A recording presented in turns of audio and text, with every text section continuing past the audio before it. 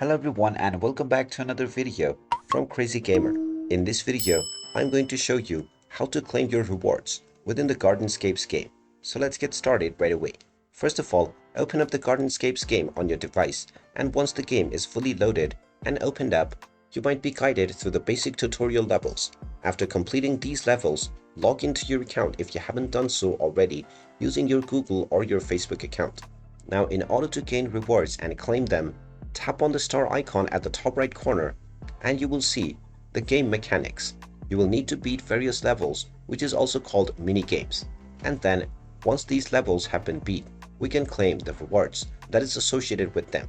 In order to find these tasks, tap on the game icon at the bottom left corner, and then within the to-do menu, you will find the various tasks that you can do. Tap on the do it button at the right side of each of these tasks or mini games, and then tap on the play button. Once you complete the task that is associated with the game, the level will be completed and you will also be given your reward. In order to claim this reward, you will need to tap on the do it button once again and you will get your reward right away.